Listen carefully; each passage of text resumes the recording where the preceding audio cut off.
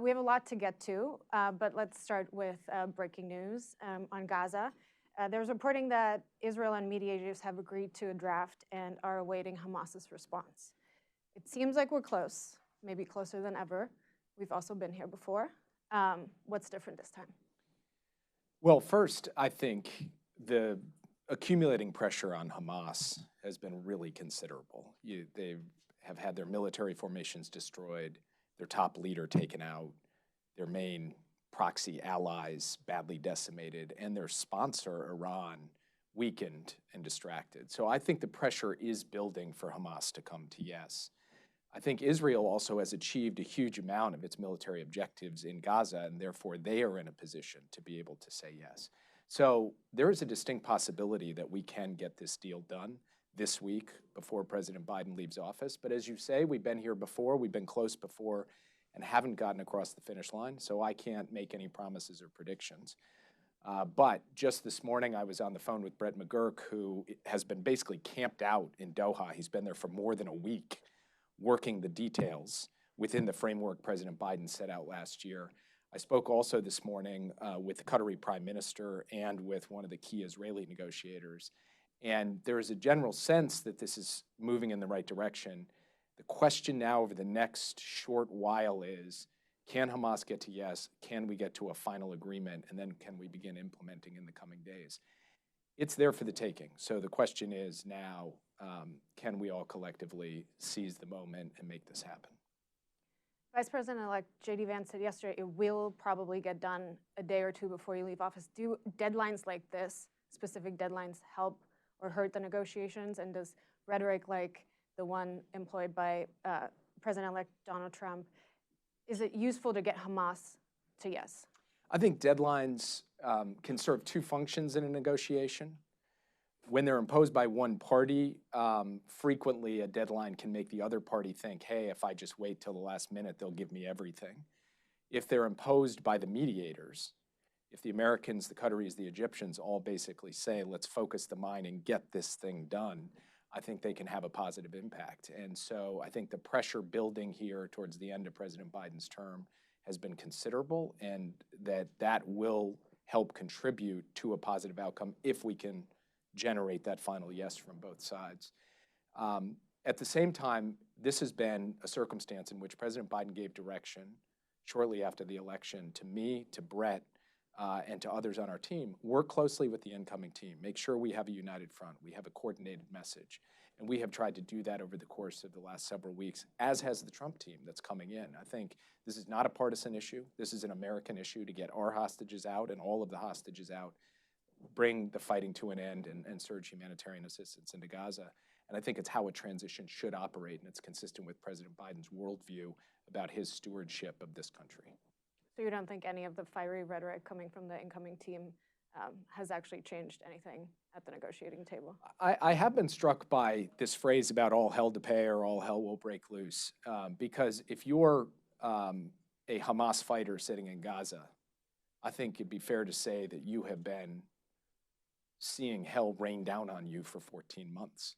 The total smashing of Hamas battalions, the killing of the top three leaders, Sinwar, Deif, Issa, among others, and all of the other ways in which your entire broader network has been badly degraded and your sponsor has been so badly weakened. So the amount of firepower and pressure, military pressure brought to bear on Hamas has been pretty dramatic over the course of the past 14 months. I think it's the accumulated effect of that combined with this looming period of transition from one president to another that has created a circumstance where we could get to a deal. You've spent the last year plus on the Middle East. Safe to say that's probably not the region that you thought coming in would be taking up a lot of your time. How much has that taken away from your priorities in the Indo-Pacific and other regions in the world, or has it? Look, I really think one of the things history will look back on in the Biden administration and see quite clearly is that even as we've dealt with two substantial geopolitical crises, Russia's invasion of Ukraine and the outbreak of this conflict in the Middle East, beginning with Hamas's brutal massacre of Israelis on October 7th, that through all of that, we have never even for a second taken our eye off the ball with the long-term competition with China. And we have taken a series of actions in supporting alliances, protecting technology, investing in our sources of strength that have left us in a position at the end of 4 years where we have dramatically improved America's position in the long-term competition with China. And we've done so while managing the relationship so it doesn't tip over into conflict. So it doesn't make the headlines every day the way the Middle East and Ukraine does, but the record and the reality of the US-China dynamic in 2025 compared with 2021, especially against the expectations in 2021, I think is quite a remarkable record that the president can take a great deal of pride in. Let's talk about China for a second. You guys announced a new rule this morning on new limits on sales of advanced AI chips. Can you explain to us where did that rule originate? How did you get here? Yeah, what's the backstory here? So it originated from a basic reality, which is that the United States has to pursue two core objectives at once. The first objective is for the United States itself to maintain the lead when it comes to frontier AI technology, and that technology should be developed in the United States and our closest allies and not offshored to the rest of the world. And second, we want the world to run on an infrastructure of American technology.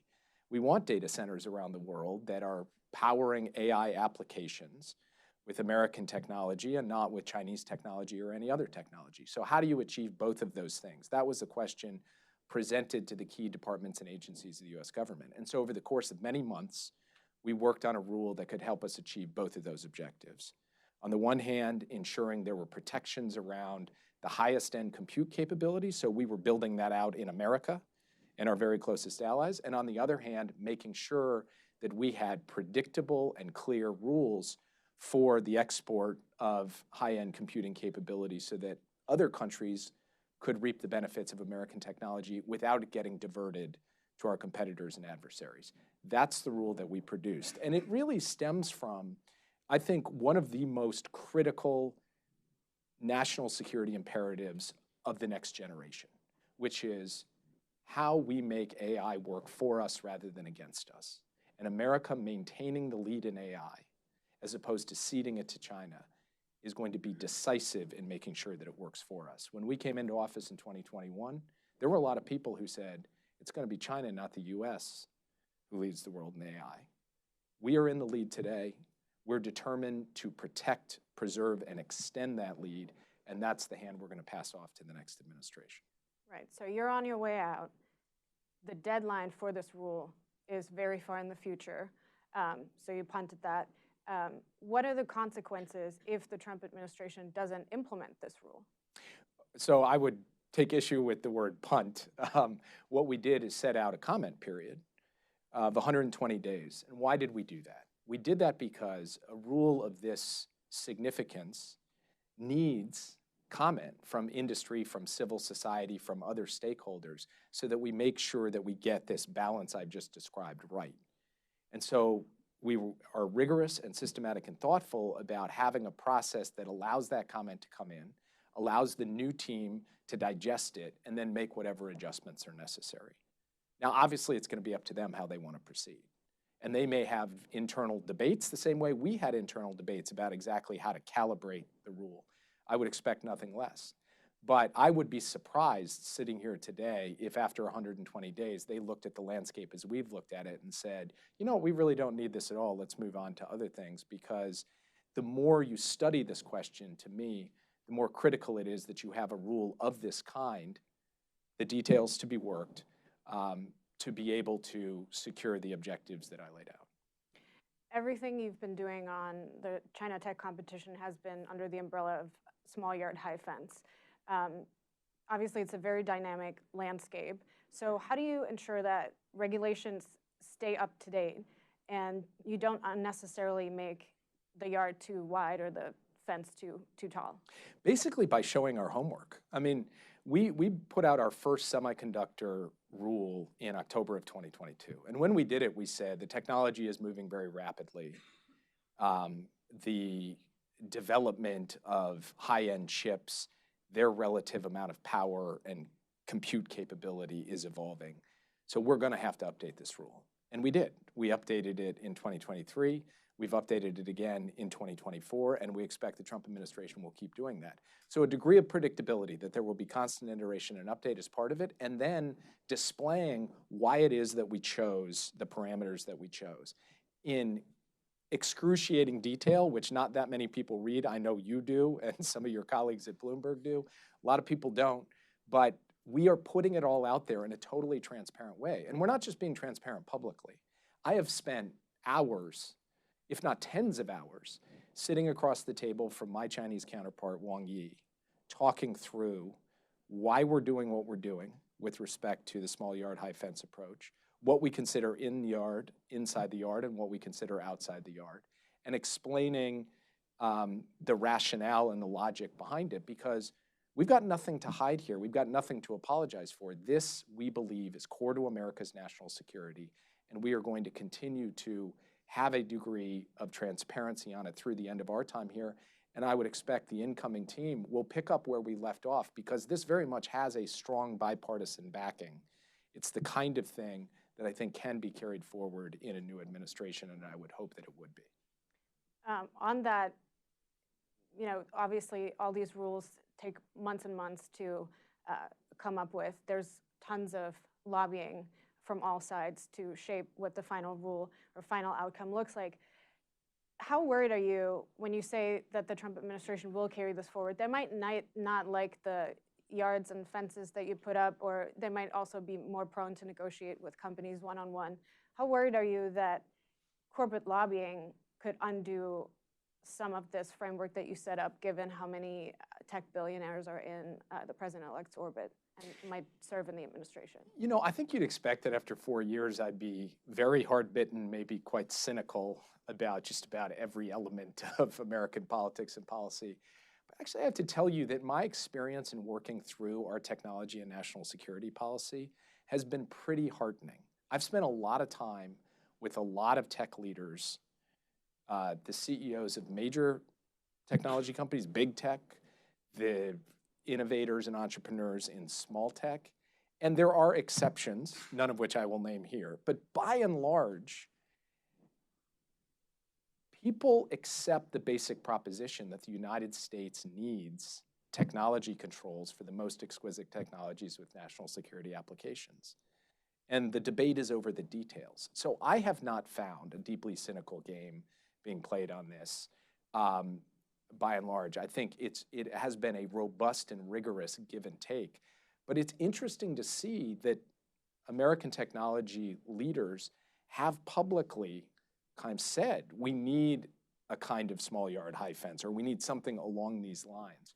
So I think we've built some momentum behind this notion. I think it's going to be hard to entirely knock that off course.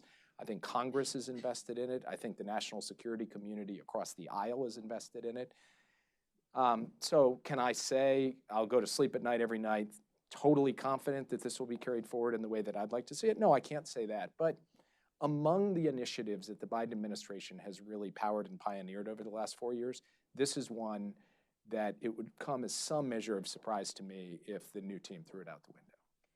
Your colleague, Commerce Secretary Gina Raimondo, told my colleagues at the Wall Street Journal that, quote, trying to hold China back is a fool's errand. Do you agree? I don't think it's the right way to think about what we are doing. The right way to think about it for me is just common sense. If we have a very high-end technology that has deep national security applications, we don't want it to be sold to a country that can use it against us. That has been true throughout America's technology policy. Now, in the Cold War, that meant basically a total technology blockade, indeed, really a decoupling of the US and Soviet economies. That's not what we need today with China. We are integrated. We should continue to have trade, normal intercourse, even on technology. That's why we have a small yard, high fence. The goal here is about meeting somewhere in the middle between nothing, no restraints, which has never been a part of American foreign policy. We've had export controls for decades, and the kind of Cold War style technology blockade we had. You got to meet in the middle. That is not fundamentally about holding anyone back or containment or anything like that. What it is about is common sense, the common sense ability to look the American people in the eye and say, for certain critical technologies, we are not going to allow them to be in the hands of people who use them against us. That's how I look at it. That can succeed. I would submit is succeeding. But I think the other half of what Secretary Raimondo is saying in that comment is our main purpose and the main thrust of our effort should be investing in ourselves. And that's been a core feature of the Biden administration, investment in our industrial base, in our innovation base, in our supply chains, and in friendshoring. We have made, I think, substantial progress on that front, but that is a generational project, and I hope that in every dimension that is carried forward. I have some concerns based on the rhetoric I've heard about whether those investments will be carried forward, but I think they are profoundly in our national interest. Are investments without export controls the right approach, though? Are investments more important to leading? If all you have are export controls, and that's it, and you're not making the dramatic investments in the sources of our own innovation and industrial capacity, then you're not going to succeed. And that's why President Biden has paired the two of them together. Your overarching approach on China, as you mentioned, has been to responsibly manage the relationship so that competition doesn't veer into conflict. Over the last 4 years, but also more recently, we've seen major hacks of U.S. telecom systems, critical infrastructure, and of course there's still continued support by Beijing for Russia's war. Would you say that your approach to China has been successful, or did Beijing take advantage of the U.S. and your willingness to talk? So first, for me, the question is, in a long-term strategic competition with China, are we in a position of confidence and capacity? Are we in a stronger position in that competition than we were 4 years ago? I think it's not even a close call. The United States is in such a stronger position today than we were 4 years ago, and that is a mark of unalloyed success in the relationship. But then there's a second thing is, are we careening towards war with China? I think the last thing the American people want is a massive war with a nuclear armed power. And we have also succeeded, even as we have strengthened our position in the competition, in stabilizing the relationship, managing it so that it isn't tipping over into conflict. I think that is also an unalloyed success. When we came into office 4 years ago, the common prediction was that China's economy was inevitably, ineluctably going to surpass the American economy, maybe as soon as 2030. Now, there's a genuine debate about whether it will ever happen. When we came into office, people said it's going to be China, not the US, who leads the world in AI. That's not the case today, and we should work to ensure it isn't the case. When we came into office, we did not have this strong, robust network of alliances and partnerships in the Indo-Pacific that we have now built, which allows us to have much stronger deterrence in that part of the world. Again, another success. China is hacking the United States. They were doing so in previous administrations. They're doing so today. And some of these recent hacks, the Salt Typhoon hack, are dramatic in their scope and scale, and we take them deadly seriously. There's the espionage part of that, like Salt Typhoon, and then there's the potential that China would actually use cyber means to physically disrupt or destroy critical infrastructure in the United States. And we've sent a clear message to China's leaders that if they did that, if they actually took a physically destructive cyber attack in the United States, that there would be severe consequences. I'm not going to go into the details of those conversations, but they have been consistent and sustained over time, and we're going to have to continue to deter China from doing that because we have seen them setting up or positioning to be able to do that in the future, and it's something the new team will have to continue to work on deterring. Let's move to the EU. Over the last 4 years, you spent a lot of time trying to negotiate with them on some trade-related issues like a global steel arrangement, something on large civil aircraft. None of these came to fruition. All have been now punted because the deadlines were long to the new administration, which is not you guys. Do you think the EU missed an opportunity to work with you guys on China trade, given they're going to come in and have a much more adversarial counterpart in 2 weeks? Well, I think to answer your question, we have to start from the beginning of the Biden administration. Just a few weeks before we took office, Europe and China signed a massive trade deal, a comprehensive agreement on investment. That was right at the end of the Trump administration. And to me, that was a mark of not paying attention to the EU and working with them on a common approach to China. Today, that comprehensive agreement on investment is on the shelf. It is not in force. In fact, what the European Union has done is moved into a much more convergent position with us when it comes to China's economic abuses. You saw that in how we came together with the G7 to describe a common economic approach. You saw that in living color with the imposition of tariffs on Chinese electric vehicles just a few months ago. Now, it is the case that we have our own pretty limited trade issues with the EU that we've tried to manage. On civil aircraft, we actually took a big step forward with the Boeing-Airbus settlement. On steel and aluminum, we have continued these tariff rate quotas, but have not come up with the comprehensive agreement we should have. Do I think there was a missed opportunity there? I do. Do I think that's entirely on the EU? I mean, that's two parties trying to come to agreement. We didn't quite get there. I think as we look forward, that's something we should drive towards. The single biggest thing, though, that I think the US and Europe need to work together on in the next 4 years is a high standards critical minerals marketplace so that we are not dependent on China and giving them the capacity to choke off critical minerals that are important to our national security. And that's something that I have made the case to the incoming administration to really work on. We took some modest steps in that direction, but I think we have a long way to go to be secure in our supply chains on critical minerals. And I would like to see the next team build on the work that we began. Without going into details of your conversation with your successor, do you think they're susceptible to working with the EU? We obviously know the rhetoric from the president-elect who has some strong feelings about the European Union. Do you think that there is? Look, I think that there is a kind of a inescapable logic to the fact that on critical issues relative to the competition with China, especially the economic and technology competition, that having a common strategy with the key market economies of the world just puts us in a much stronger position to deal effectively with China. And I think we didn't see as much of that play out in the first Trump administration, but I think that the experience of the last 8 years, by the way, including COVID and what it meant for our supply chains, has had an impact of the thinking on both sides of the aisle about the centrality of working with allies and partners on supply chain resilience. And so I think there will be more opportunities to work with the EU in the coming years than maybe there were in the first term. But of course, I can't predict exactly how they're going to rack and stack their priorities. One person that's obviously loomed large over the 2024 elections and will also do so in the incoming administration is Elon Musk. There's been a lot of reporting that the White House's failure to invite him to a 2021 EV summit is what contributed to his shift against the Democratic Party. Obviously worked very hard to get Donald Trump elected.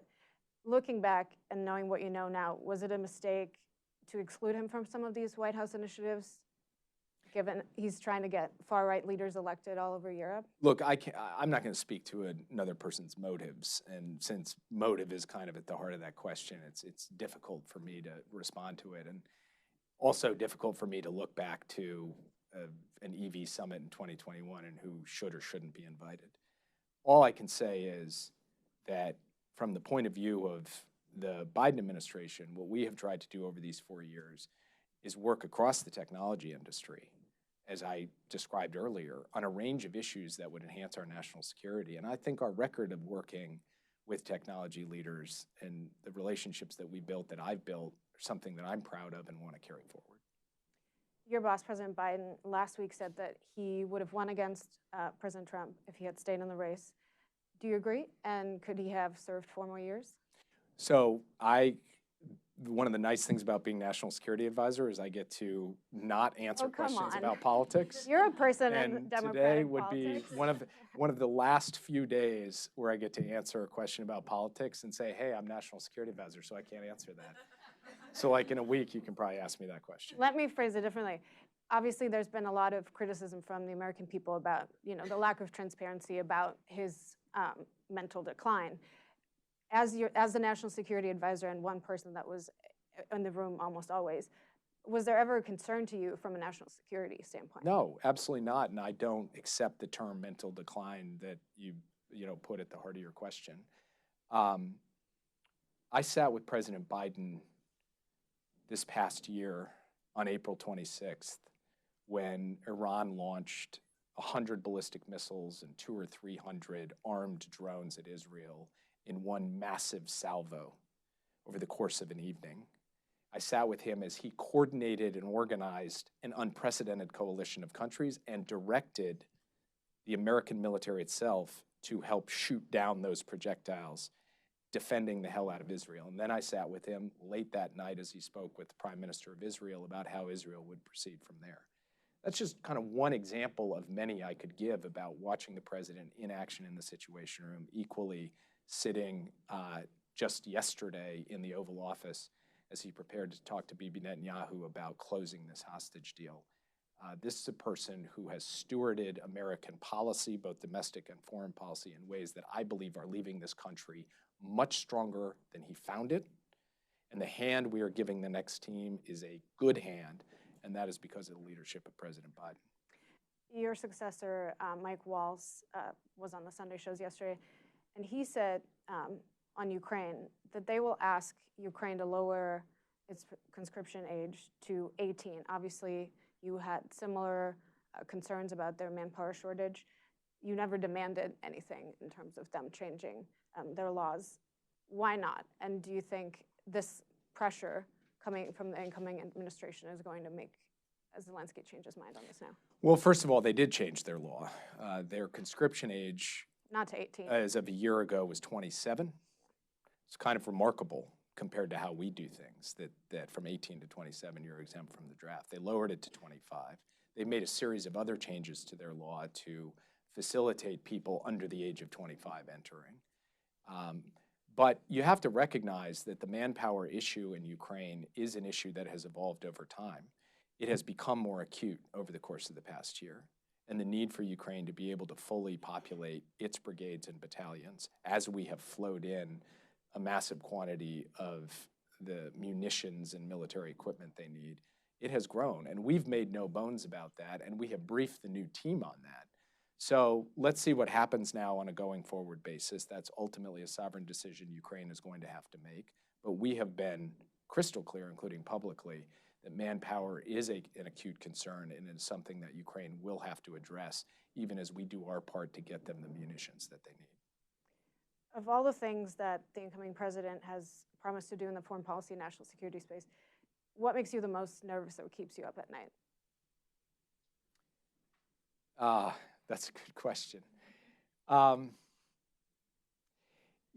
Having watched the president, the incoming president, in his first term, I guess what I would say is we don't know how rhetoric on the campaign trail or rhetoric in a transition will translate into reality of policy. And so one of the lessons I took away from that is let's wait and see. Let's actually see what happens. So I am not going to lie awake at night kind of waiting. I am going to see and assess and then make my own judgments on that basis. But I also have sat in a very difficult seat for 4 years and have obviously been subject to a huge amount of armchair quarterbacking on every issue under the sun. That's just in the nature of these jobs. That's by no means a complaint. That's just reality, and it's how it should be. The people who occupy these positions should be held accountable by the press, by the American people. But it definitely makes me someone who is going to be way more cautious in criticizing anything an incoming team does. Because one thing I will say is that when you sit in my chair, you recognize that national security decision-making is imperfect people with imperfect information facing very imperfect choices. And so at no time are you going to get perfect results. And so and I've said this to Mike Waltz, I just have a huge amount of sympathy and goodwill towards the people who will occupy these jobs, because they're coming into the world at a time of profound change and transition, where the post-Cold War era is over and there is an intense competition underway for what comes next. And it's going to be difficult. and it has been difficult. And the real question is America's hand getting stronger and are our adversaries' hands getting weaker? I think the answer to that question on the objective evidence is yes and yes.